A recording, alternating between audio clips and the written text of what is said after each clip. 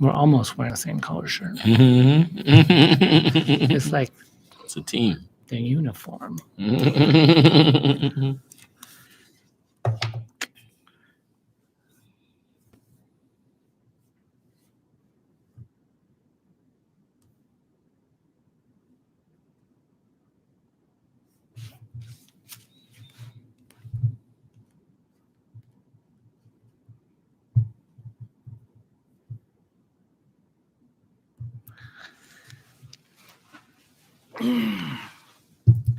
So we're live.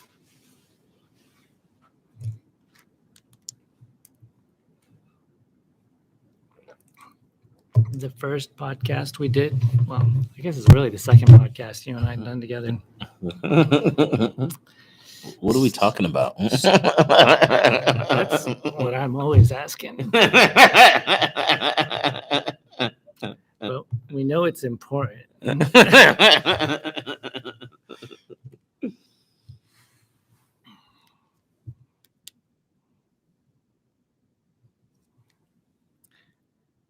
Faith without works is dead. I'm the minister. You're the social scientist. And you're the one with the Bible. Well, I'm trying to figure out. You know it.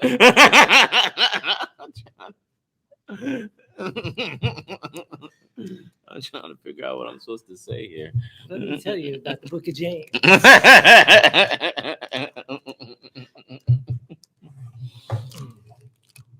So we just freestyling, or You can start whenever you want. We can stop and start again, or we can just trim the front end of this, or we can keep going just like this. okay? Obviously, I'm the tech person in this crew because I figured out where the start button was. There's no start button on your Bible. He's putting on a show for y'all. We're supposed to put the microphone closer to me. I don't know what we're talking about.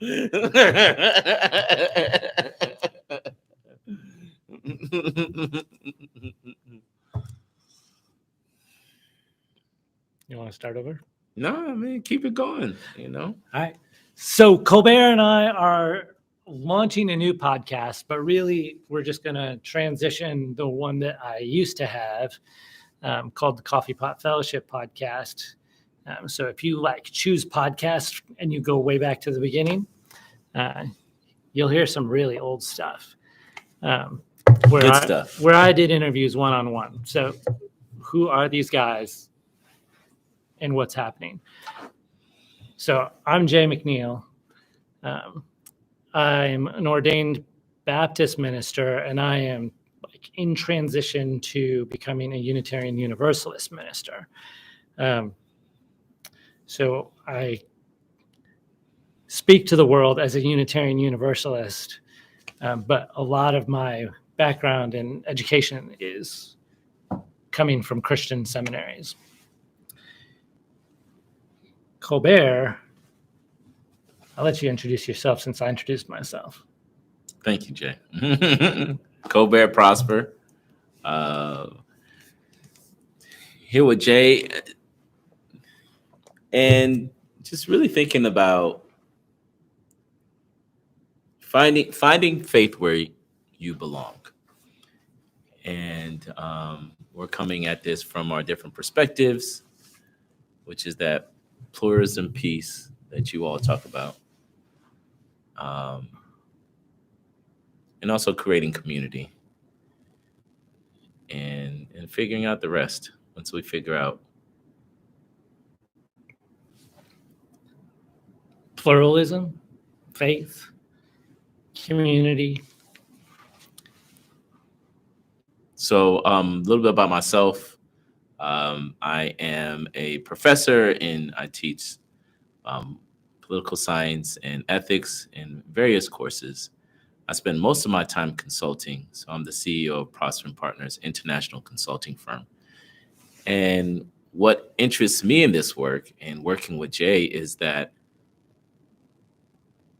my work, what I do is I feel like it's my ministry. It's not in the church.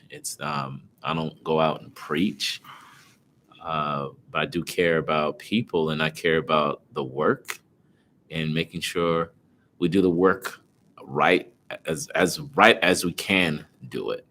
Um, and this is part of that. This is part of that. And I believe in Jay and his work and what he's been doing and the community that he's been able to create in the digital space. And I enjoy hearing him talking about what he's passionate about, but also about his story, about how he came to the faith, and where he wants to go with it, and being in community with people of diverse backgrounds and beliefs, and us figuring out spirituality and enjoying that together, and doing it in a way where it's a representation of love and support and collaboration. So, so I'm here for that.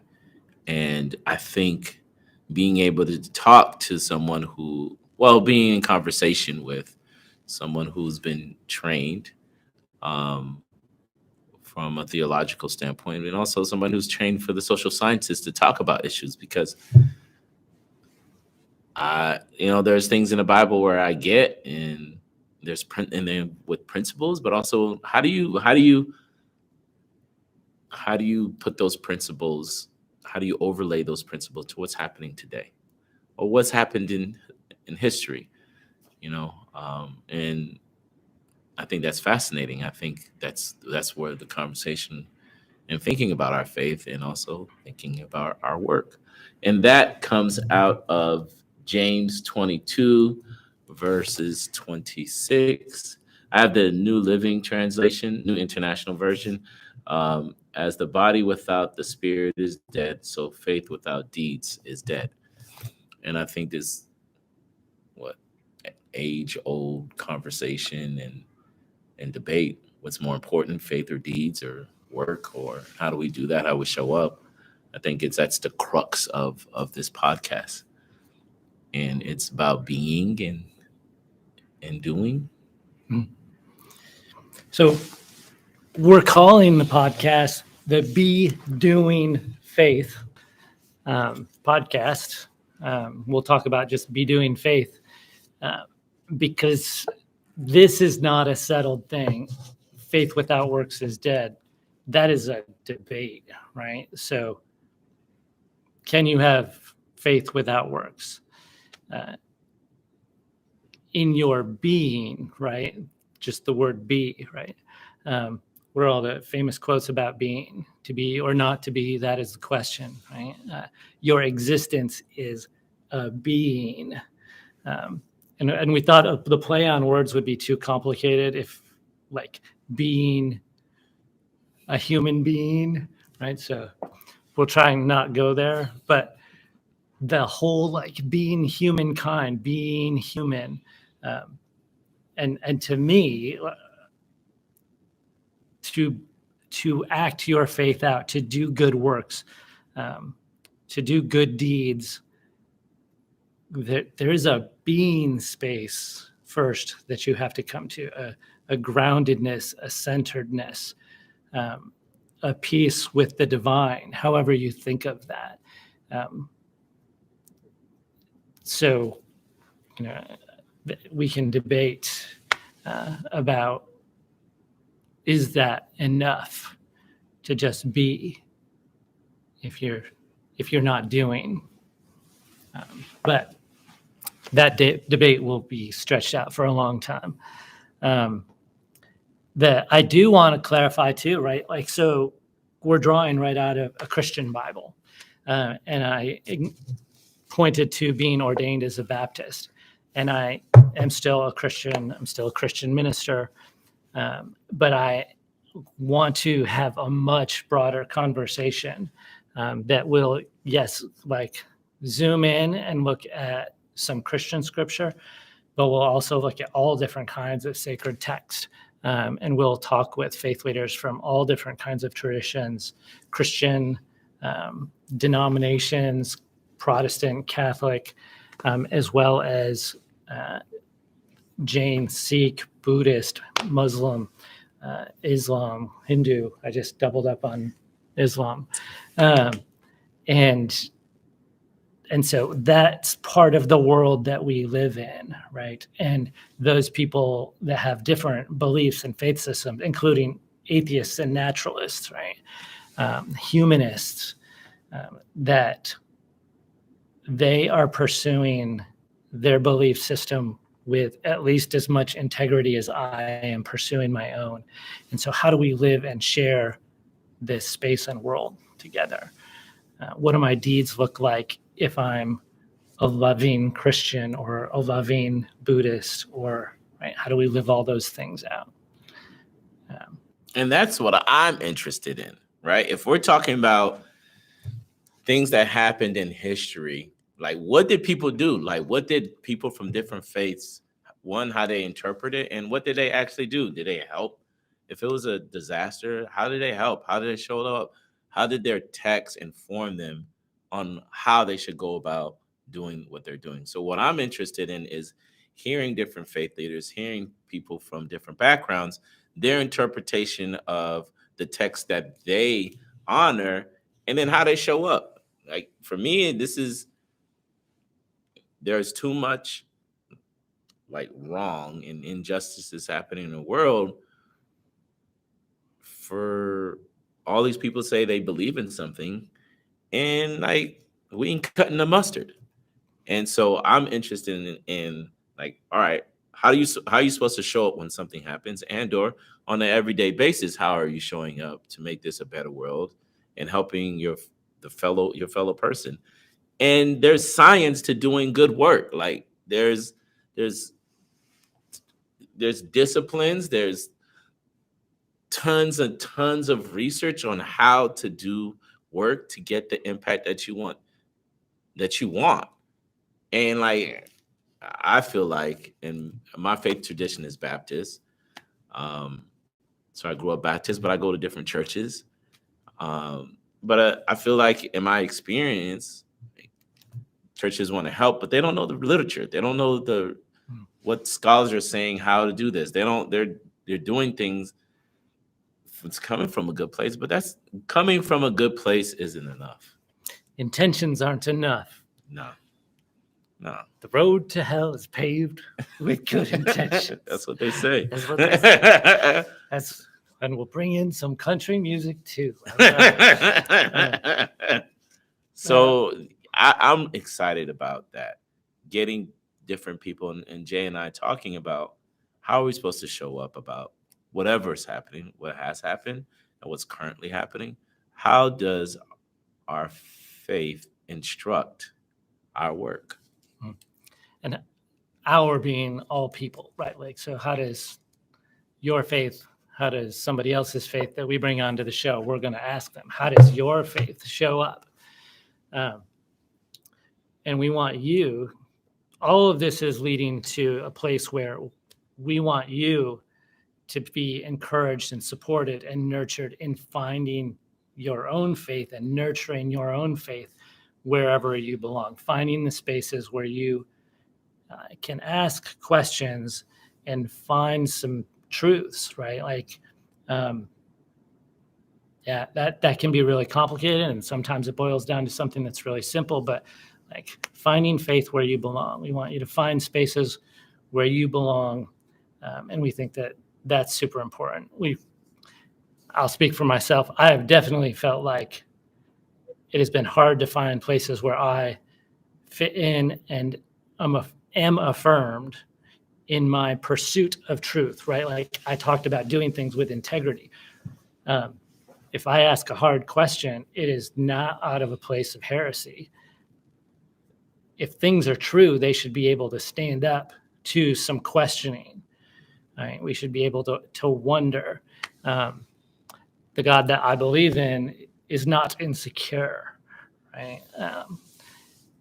And is not going to punish me for trying to figure out how to be a better human, how to be a better sibling to my fellow humans, to be a better person living on the earth, interacting with the planet, the space, this creation that we have. One of the things I think that's interesting about us that I want to point to, you alluded to sort of my life story, right? And I do think I think my own story is pretty interesting.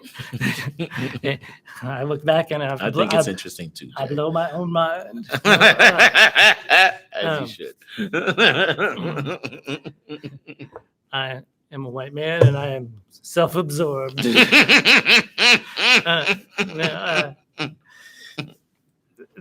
So He's joking. You talk a little bit. But so you grew up Baptist. I didn't grow up. I mean, my family, my parents, my dad's passed away. My mom is still alive. So they were Christians. My mom is still a Christian. And they didn't talk about it. Like, I didn't really know that until like my junior year in high school. And so I was surprised when my mom said she wanted to go to church. I was like, okay. I was open to the idea, but it just seemed like as arbitrary as going to the mall or to the grocery store. Yeah, we could go there. So I came to my faith really seriously in college and started asking questions, and then went to seminaries. Even though I feel like my call to ministry started before I had faith, you had a church upbringing. I didn't have a church upbringing, but now I'm like, my calling is to teach people about faith and spirituality. So this is why I feel like I don't fit in very well sometimes, right? I'm more interested in following the Jesus, right? Figuring out how to live love, and how does the Bible or my religion help me do that? And for me, I found that I can live out my Christianity in a more loving way under the Unitarian Universalist world and values than I experienced in Christianity. And so that's a little bit odd. So the reason I'm outside of the box is because I've had this outside of the box experience. But I don't want other people. I'm trying to create the community that I wish I had, I guess. Right? I don't want other people to feel being the outsider that I did. And a lot of people feel inside their Christianity, but in all other things. And so the same way that I'm living my Christianity inside of Unitarian Universalism has space for people to follow their own tradition. So the podcast is Be Doing Faith. We want to help you find faith where you belong. Some of what we're going to use to frame the tension is that faith without works is dead in James. What else, Colber? We brought a social scientist whose faith is important to him along. I did it again. I asked a question and I kept talking.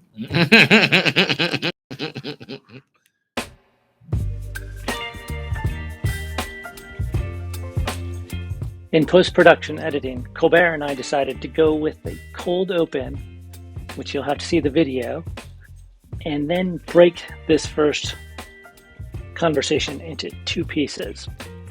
So we're going to stop right here, but you can catch that cold open inside the Kind Humans universe.